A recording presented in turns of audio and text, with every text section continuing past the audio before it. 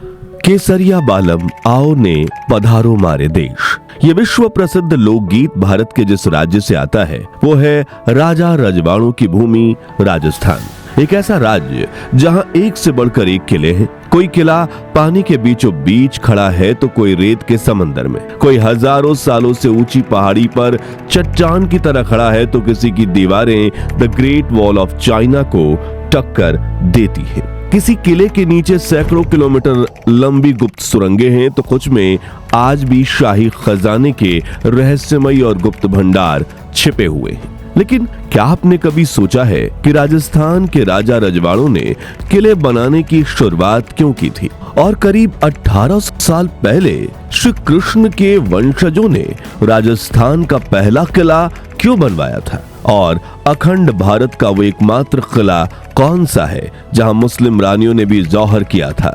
आज जानेंगे राजस्थान की आन बान और शान यानी वहां के दुर्ग और किलों का वो इतिहास जिसे हर देशवासी को जानना चाहिए। तो बने रहिएगा वीडियो के अंत तक। राजस्थान में दुर्ग और किले बनाने के इतिहास को शुरू से समझने के लिए हमें चलना होगा भटनेर, जिसे आज हनुमानगढ़ या सादुलगढ़ भी कहा जाता है। हजारों साल पहले भारत के सबसे बड़े मरुस्थल में जो किला सबसे पहले बनवाया गया था वो था भटनेर किला, जिसका इतिहास काफी ऐतिहासिक और रोंगटे खड़े कर देने वाला है। आज से 1730 साल पहले दिल्ली से करीब 350 किलोमीटर दूर राजस्थान का ये शहर बिल्कुल वीरान था। दूर दूर तक रेतीले टिलों के सिवा कुछ भी नहीं था। बस एकमात्र जीवन रेखा थी घग्गर नदी, जिसे कभी कभी सरस्वती नदी का अवशेष भी कहा जाता है। लेकिन भूगोल के लिहाज से यह इलाका काफी महत्वपूर्ण था, क्योंकि यही इलाका था जो प्राचीन भारत को पश्चिम से जोड़ता था। दिल्ली से लेकर मुल्तान तक के व्यापारिक मार्ग यहीं से होकर गुजरते थे और यही रास्ता था जिससे अफगानिस्तान, बलूचिस्तान और मध्य एशिया से आने वाले कबीलाई लुटेरे बार बार भारत पर धावा बोलने के लिए इस्तेमाल करते थे। यानी अगर कोई विदेशी आक्रमणकारी भारत की धरती पर कदम रखता था तो सबसे पहले उसका सामना इसी क्षेत्र से होता था। कुल मिलाकर भटनेर वो पहला बॉर्डर पॉइंट था जहां से भारत की सुरक्षा शुरू होती थी और इसलिए यहाँ एक मजबूत किले की जरूरत महसूस की जाने लगी। उस दौर में भटनेर से करीब 500 किलोमीटर दूर जैसलमेर के राजा थे भाटी राजपूत वंश के शूरवीर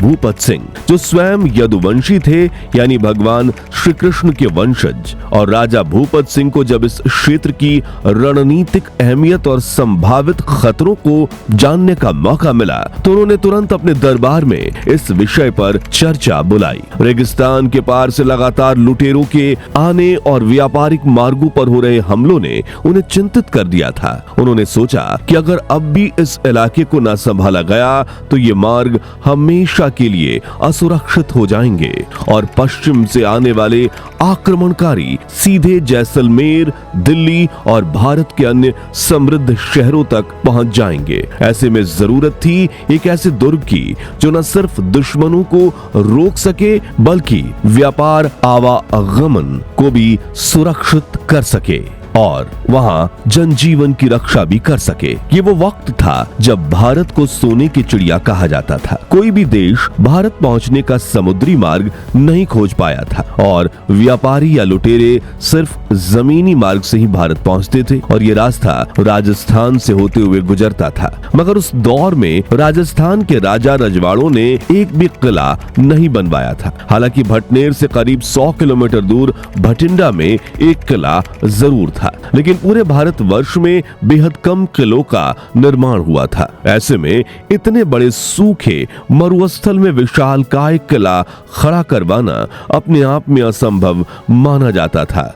ऊपर से उस वक्त ना तो सीमेंट की खोज हुई थी और ना ही ईंटें चिपकाने के किसी गूंद की। ऐसे में यहाँ एक सुलझे हुए आर्किटेक्ट की जरूरत महसूस की गई और 298 ईस्वी में राजा भूपत ने ये काम सौंपा महान वास्तुकार ककैया को।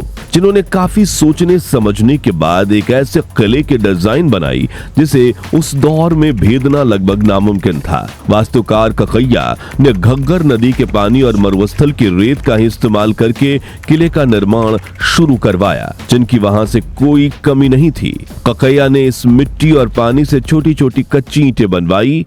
हजारों ऊंटों, गधों और मजदूरों ने मिट्टी ढोने का काम किया। इन कच्ची ईंटों से काफी मोटी दीवार बनाई गई, जिन्हें महीनों तक मजबूत बनाने का काम किया गया। इस दुर्ग की दीवारें इतनी मोटी और ऊंची थी कि दुश्मन का कोई तीर, कोई तोप या कोई हथियार उसे भेद नहीं सकता था। किले की ऊंचाई 30 से 40 फीट और दीवारों की मोटाई करीब 15 फीट थी।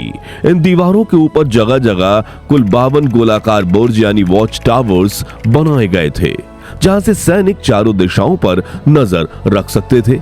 किले में 4 मुख्य दरवाजे थे जो उत्तर, दक्षिण, पूर्व और पश्चिम की ओर खुलते थे। हर दरवाजे के आगे गहरी खाई होती थी जिसमें पानी भरा रहता था, ताकि अगर कोई दुश्मन घोड़े या हाथी के साथ हमला करे तो वो सीधे उस खाई में गिर जाए। इन दरवाजों पर लगे विशालकाय लोहे की कवाड़ गर्मी में सिकुड़ते और सर्दी में फैलते थे, यानी मौसम के अनुसार खुद को ढालते थे ताकि किसी भी स्थिति में उन्हें तोड़ा ना जा सके।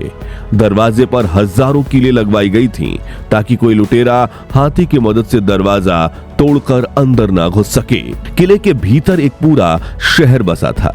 रिहायशी महल, सैनिकों की छावनियां, घोड़ों के लिए अस्तबल, हथियार भंडार, जल भंडार, मंदिर और यहां तक कि गुप्त सुरंगें भी थीं, जिनके जरिए युद्ध के समय राज परिवार और सेनापति दुश्मनों की आंखों से बचकर किले से बाहर निकलते थे। इतिहासकारों की माने तो ये सुरंगें आसपास के गांवों और घग्गर नदी तक जाती थीं और इनमें से 2 बड़ी सुरंगें तो पंजाब के भटिंडा और हरियाणा के सिरसा तक जाती थीं। इन्हीं सुरंगों के रास्ते भटनेर में युद्ध के दौरान रसद, हथियार और संदेश भेजे जाते थे। इतना ही नहीं, किले के भीतर शाही खजाने को रखने के लिए विशेष गुप्त कोठरियां बनाई गई थीं, जिनके बारे में कहा जाता है कि आज भी उनमें कुछ रहस्य बने हुए हैं। खैर, जब इस किले का निर्माण हुआ तो इसका नाम भाटी वंश के नाम पर ही रखा गया, जिसमें भाट यानी भाटी और नेर यानी स्थान यानी भाटियों की भूमि। फिर इस दुर्ग के आसपास भटनेर शहर बसने लगा, मगर उस वक्त भारत के उत्तर और पश्चिम देश जैसे कि किर्गिस्तान, उज्बेकिस्तान, तुर्कमेनिस्तान, अफगानिस्तान और ईरान में अलग अलग जनजातियों के लुटेरे कबीले हुआ करते थे, जिनकी नजर सोने की चिड़िया कहे जाने वाले भारत पर थी और वो अक्सर लूट मचाने भारत आते। लेकिन अब रास्ते में उनका सामना भटनेर के किले से होने लगा, इसलिए भटनेर को उत्तरी सीमा पर प्रहरी भी कहा गया, जो 700 सालों तक अडिग खड़ा रहा। लेकिन 101 ईस्वी में खूंखार लुटेरे मोहम्मद गजनवी ने भटनेर पर हमला किया और इस किले को फतह कर लिया। दूसरा आक्रमण 1206 में कबूचा ने किया, जिसके 4 साल बाद 1210 में इल्तुतमिश ने भटनेर पर दावा बोल दिया। लेकिन सबसे खतरनाक आक्रमण था एक पैर से लंगड़े क्रूर तैमूर लंग का। साल 1398 में मध्य एशिया से आए तैमूर का एक ही मकसद था भारत की समृद्धि को लूटना और उसे राख में बदल देना। उसने दिल्ली की ओर कूच किया और जब उसके जासूसों ने बताया कि भारत के पश्चिमी मार्ग पर एक ऐसा किला है जो उसे दिल्ली पहुंचने से पहले रोक सकता है, तो तैमूर ने सबसे पहले भटनेर को मिटाने की ठानी। उसने अपनी विशाल सेना के साथ किले को घेर लिया। उस वक्त भटनेर के राजा थे दूलचंद, जो ये अच्छी तरह से जानते थे कि उनका सामना किसी मामूली हमलावर से नहीं बल्कि एक वहशी, निर्दयी और बर्बर लुटेरे से है, जो शहरों को जलाकर खंडहर बना देता है। लेकिन फिर भी भटनेर झुका नहीं। कई सप्ताह तक युद्ध चला। दुर्ग की ऊंची दीवारों से तीरों की बारिश होती रही और खाइयों में लाशें गिरती रहीं। जब युद्ध ने भयानक रूप ले लिया और तैमूर की सेना किले की बाहरी दीवारों तक पहुंच गई, तब भटनेर की रानियों ने एक औरत होकर सबसे बड़ा बलिदान देने का फैसला किया, जो था जौहर। इतिहास में पहली बार, इकलौती बार भटनेर के किले में हिंदू रानियों के साथ मुस्लिम रानियों ने भी जौहर किया। जी हाँ, जब उन रानियों को यह पता चला कि तैमूर की सेना अगर भीतर आई तो उनका अपमान करेगी, तो उन्होंने जलते हुए कुएं में कूदकर अग्निस्नान करते हुए भस्म कर लिया खुद को। आग की उन लपटों ने तैमूर को भले ना रोका हो, लेकिन भटनेर के इतिहास को जले काले अक्षरों से लिख दिया। उधर युद्ध चलता रहा और काफी कोशिशों के बाद आखिरकार तैमूर ने भटनेर पर कब्जा कर लिया। उसने किले को लूटा, शहर को जलाया और वहां के नागरिकों को कत्ल करवा दिया। लेकिन तैमूर ने अपनी खुद की किताब तुजूम ए तैमूरी में एक बात लिखी थी, भारत में अगर कोई किला था जो मेरे रास्ते की सबसे बड़ी दीवार बना तो वो था भटनेर। तैमूर के बाद 1534 में कामरान और 1570 में अकबर ने भटनेर दुर्ग पर आक्रमण किया। इस किले ने सबसे ज्यादा विदेशी आक्रमण झेले और ऊंची पहाड़ी के बजाय समतल रेगिस्तान में होने की वजह से इसे जीतना उतना मुश्किल नहीं था। इसी वजह से भटनेर के बाद राजस्थान के ज्यादातर किलों को पहाड़ियों पर, जंगलों में या फिर पानी के बीचों बीच बनाया गया।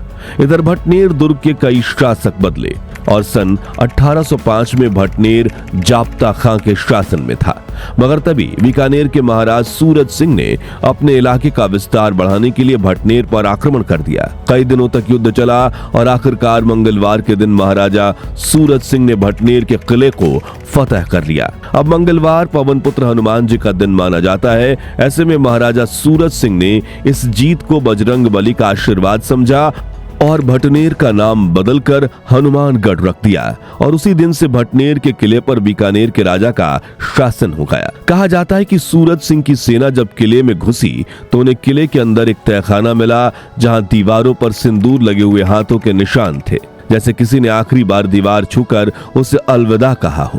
भटनेर की स्थानीय लोक कथाओं में एक रहस्यमयी कहानी सुनाई जाती है, जिसके अनुसार सूरज सिंह की विजय के बाद जब उन्होंने वहां एक मंदिर की स्थापना करवाई तो एक बूढ़ी महिला सफेद वस्त्रों में रोज उस मंदिर में दिया जलाने आती थी, लेकिन जैसे ही कोई उसे देखता वो अदृश्य हो जाती। गांव वालों का मानना था कि वो कोई साधारण औरत नहीं थी, वो उन्हीं रानियों में से एक थी जिन्होंने जौहर किया था। वो अब भी अपने किले की रक्षा कर रही है, उस भूमि की जिसे वो छोड़कर नहीं गई। हालांकि इन बातों के कोई प्रमाण नहीं है, लेकिन ज्यादातर लोकगीतों में ये कहानी प्रचलित है। मगर इस बात में कोई दो राय नहीं कि भटनेर के किले का इतिहास वाकई में रोंगटे खड़े कर देने वाला है। तो दोस्तों, आपको भटनेर के किले का इतिहास कैसा लगा और आपने राजस्थान के कौन से किले देखे हैं, कमेंट्स में बताइए। उम्मीद है आपको ये वीडियो अच्छा लगा होगा। अगर हाँ तो इसे लाइक और शेयर करके 11,000 लाइक्स जरूर करवा दीजिए और भारत के महान इतिहास से जुड़े ऐसे ही दिलचस्प वीडियोस के लिए हमारे चैनल को सब्सक्राइब करके पास वाली घंटी जरूर बजा दीजिए। जय हिंद, जय भारत।